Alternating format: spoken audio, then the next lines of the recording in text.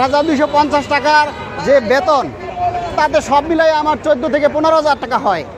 তো আমি যে বাসায় থাকি, সে বাসাটা ভাড়া হয় আমার 8,500 টাকা। আমি খামু কি?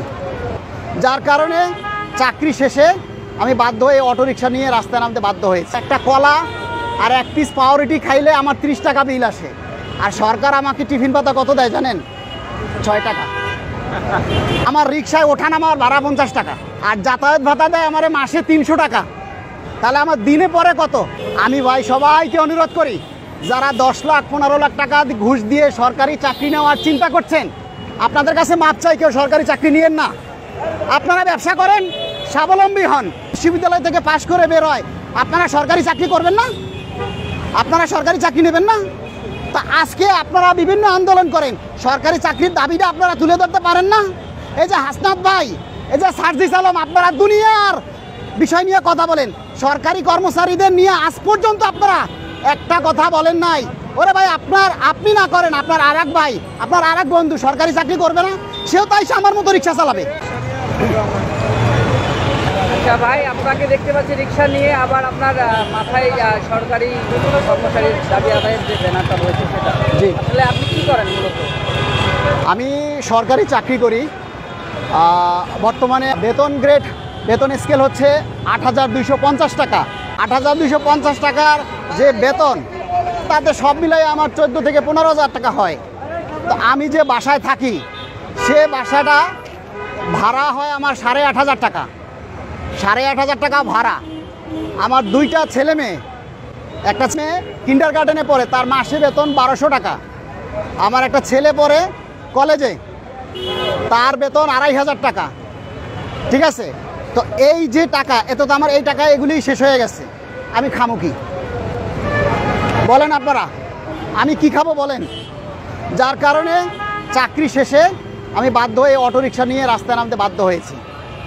তো আমার সরকারি চাকরিজীবী হচ্ছে একটা দেশের প্রথম শ্রেণীর জনগণ।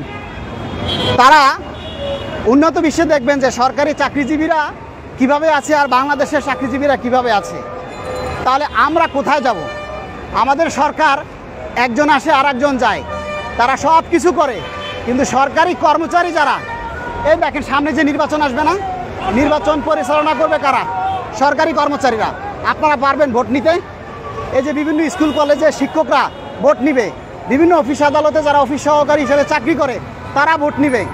এই যে পুলিশ আছে দেখেন, এই যে পুলিশে যারা কনস্টেবল পদে চাকরি করে, তারা অনেকে আমার রিক্সায় চড়ে, তারা বলে, কান্না করে, কয় ভাই পকেটে টাকা নাই, মাস শেষে চলতে পারি না।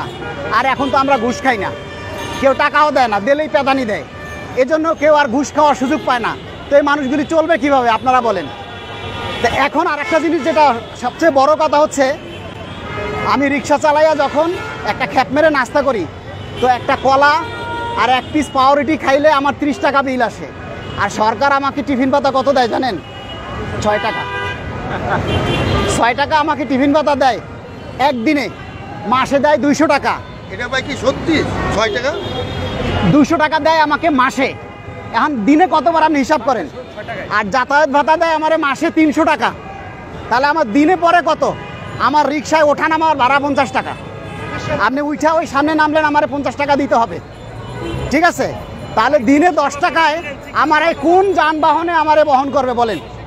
কোন হালাহুমুন্দি আমার এই গাড়ি নিয়ে বাইরে যে তারা আমারে 10 টাকায় নিবে কোথাও? আপনি চলতে পারেন 10 টাকায় কোথাও? তাহলে এই 6 টাকা আর 10 টাকা। আর একজন ব্যাংকে চাকরি করে, তার একদিনে লাঞ্চ ভাতা দেয় 400 টাকা। ঠিক আছে? একদিনে লাঞ্চ ভাতা দেয় ব্যাংকে 400 টাকা। তাহলে মাসে কত আসে? 22 দিনে 8,000 টাকা। তাহলে আমরা সরকারি চাকরি করে কি করব? আমি ভাই সবাইকে অনুরোধ করি, যারা 10 লাখ 15 লাখ টাকা ঘুষ দিয়ে সরকারি চাকরি নেওয়ার চিন্তা করছেন, আপনাদের কাছে মাপ চাই, কেউ সরকারি চাকরি নিয়েন না।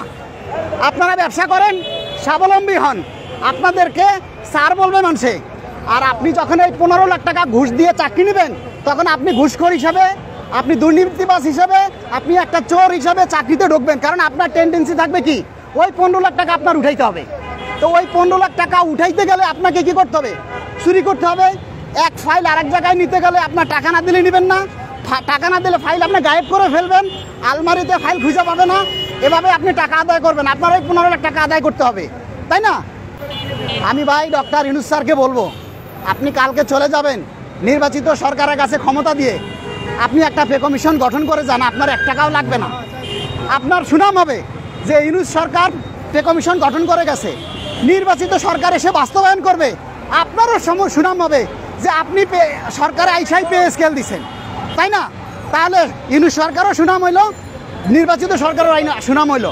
আর যদি পে কমিশন গঠন করে বাস্তবায়ন করতে না পারেন, তাহলে আমাদেরকে মহর্ঘ ভাতা দেন, আমাদেরকে বাঁচতে দেন, সরকারি কর্মচারীদেরকে বাঁচতে দেন, নাহলে সরকারি কর্মচারীরা বাংলাদেশ একসময় বেচে ফেলাবে।